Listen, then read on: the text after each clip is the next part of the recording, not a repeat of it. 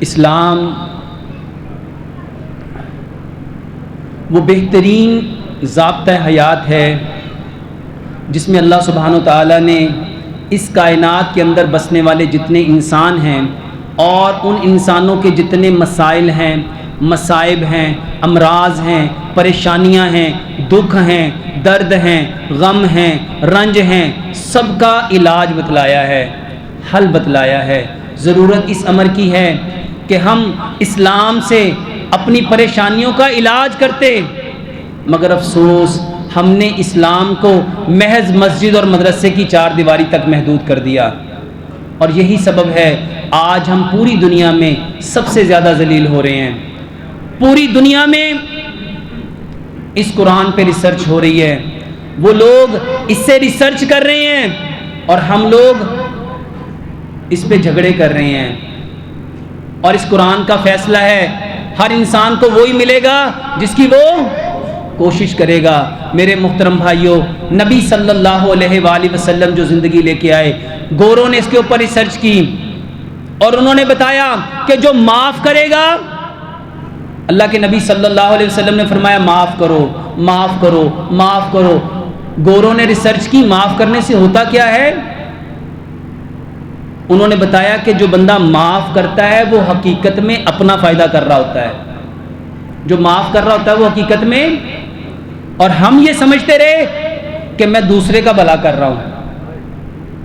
میرے محترم بھائیوں، سائنس کہتی ہے جو بندہ یہاں سے دوسرے کے دیے ہوئے دکھ کو، درد کو، غم کو، چیٹنگ کو، ڈونچی کو پکڑ لیتا ہے، ہمارے دماغ یہاں سے پکڑ لیتے ہیں، اور سچ بتاؤ جب میں دوسروں کی باتوں کو یہاں سے پکڑ لوں گا، دوسرے کو تکلیف ہوگی کہ مجھے تکلیف ہوگی؟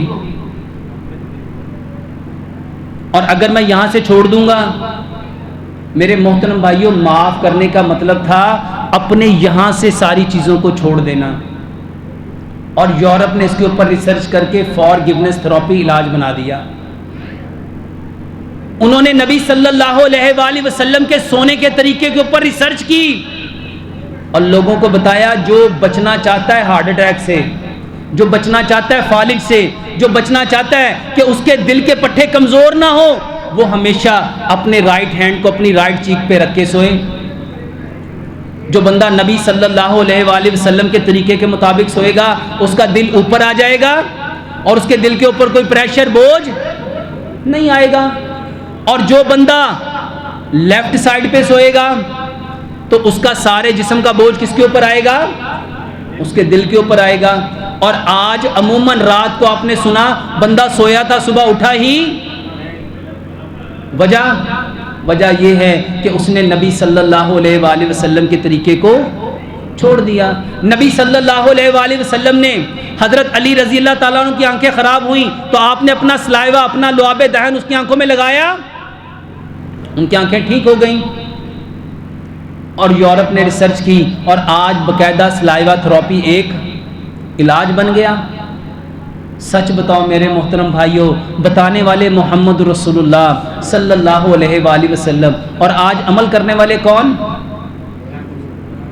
جنہوں نے لکھا اطیع اللہ و اطیع رسول، ان کو پتہ بھی نہیں، اور جن کو ہم کہتے ہیں کافر، وہ سارے کے سارے عمل کر رہے ہیں۔ میرے محترم بھائیوں، عمل سے زندگی بنتی ہے، عمل سے زندگی بنتی ہے، عمل سے زندگی بنتی ہے، اور عمل کے پیچھے رب تعالیٰ جس چیز کو دیکھتے ہیں وہ نیت ہے، وہ نیت ہے، وہ نیت ہے۔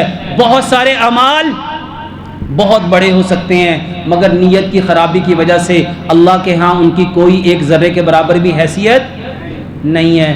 اللہ کے واسطے اپنے آپ کو بچا لو، اپنے دین کی طرف لوٹ آؤ، اپنے اصل کی طرف لوٹ آؤ، اپنی فطرت کی طرف لوٹ آؤ، اپنی جبلت کی طرف لوٹ آؤ، لوٹ آؤ اس کامیابی کے راستے کی طرف جس کی طرف مؤذن ایک دن میں 5 بار صدا لگاتا ہے، حی علی الفلاح، حی علی الفلاح، come to success, come to success, آ جاؤ کامیابی کی طرف، آ جاؤ کامیابی کی طرف۔ واللہ دونوں جہانوں کی کامیابی اللہ سبحانہ تعالیٰ نے اس دین میں رکھی ہے۔ اللہ سے دعا کرتے ہیں، اے اللہ ہمارے سارے گناہوں کو معاف کر دے، اللہ اب ہمیں سمجھ عطا کر دے، جو پیچھے ہوا اللہ معاف کر دے۔ آج کے بعد ہم اپنی روح کو بھی پاکیزہ رکھیں گے اور اپنے جسم کو بھی ہر اس چیز سے بچائیں گے جو اس کو تکلیف دیتا ہے۔ اللہ ہمارے بڑوں کو معاف کر دے، ہمارے چھوٹوں کو معاف کر دے، ہمارے مردوں کو معاف کر دے، ہماری عورتوں کو معاف کر دے۔ اللہ جو یہاں حاضر ہیں ان کو بھی معاف کر دے، جو یہاں حاضر نہیں اللہ سب کو معاف کر دے۔